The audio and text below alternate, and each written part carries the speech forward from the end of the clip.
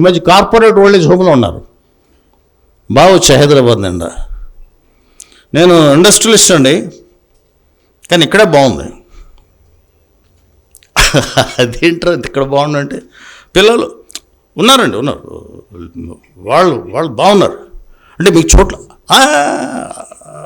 అంత పెద్ద పెద్ద మాటలు అనకండి. మనం చూడాలని కోరుకుంటారు కదా సార్ వాళ్ళు ఇప్పటికీ.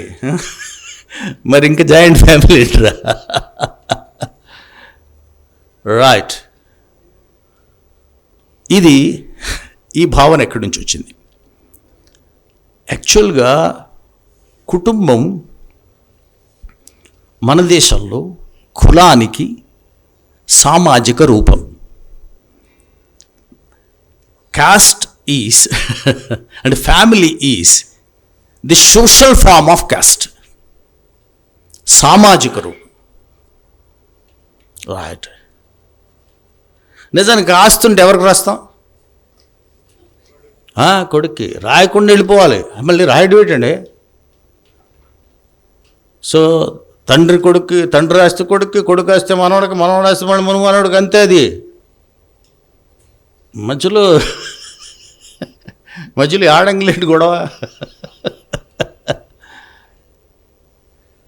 ఆస్తికి ఆవిడ వారసుడైనప్పుడు నీ ప్రతిష్టని, నీ గౌరవాన్ని, నీ పరువుని నిలబెట్టాల్సింది ఎవరు? కొడుకే కదా. మరి కూతురు కొంచెం పక్కకి వెళితే పరువు పోయిందంటున్నావు. కొడుకు ఈజ్ ఈక్వల్ టు ఆస్తి, కూతురు ఈజ్ ఈక్వల్ టు పరువా?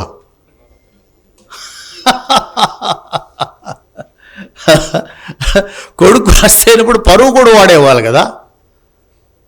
వాడేమో ఏ పిల్లని తెచ్చుకున్నా నీకు హాయిగా ఉంటుందా? కానీ నీ పిల్ల తక్కువ వాడి దగ్గరికి వెళ్తే పరువు పోయినట్టు ఉంటుందా? వావ్.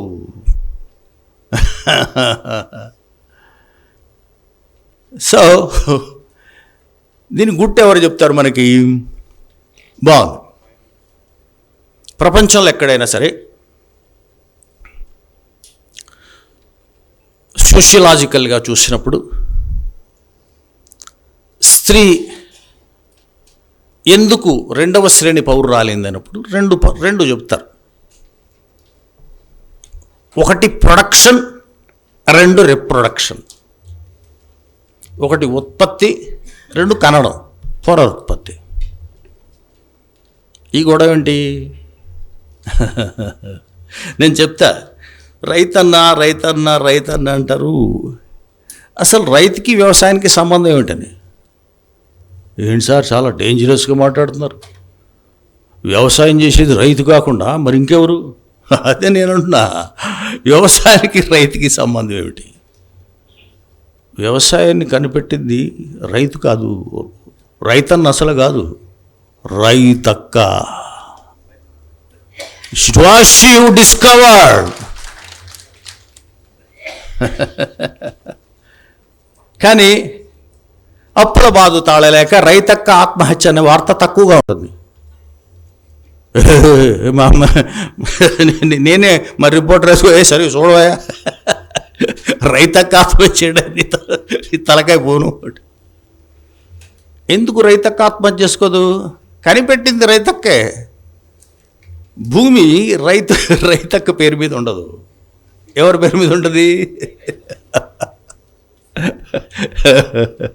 సార్ ఏదో మీరు సొల్యూషన్స్ ఇస్తారనుకుంటే అసలే 1-2 సమస్యలు ఉంటాయి.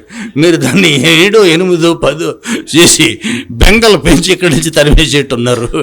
దిస్ ఈజ్ టూ మచ్ అనుకుంటే నేనేమన్ను. But those things are to be మనందరం ఆలోచించేవాళ్ళం. ఇక్కడ అందరూ కూడా చూడగానే నాకు అర్థమయ్యేది.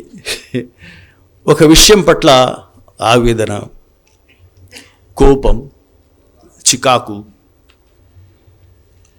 ఇలాంటి సందర్భాల్లో మనం ఉన్నాం. లక్ష్మి గారు మాట్లాడేటప్పుడు ఆ 2 నిమిషాల్లోనూ ఎలాంటి కండిషన్స్లో మనం ఉన్నామో కొంత చెప్పే ప్రయత్నం చేశాను. సో ఆలోచించేవాళ్ళు ఆలోచించకుండా ఉంటే ఆలోచించాక మాట్లాడకుండా ఉంటే, మాటలు చేత రూపంలో దాల్చకుండా ఉంటే ఎవ్వడబడితే ఆడు లేచి ఆడతాడు కదా.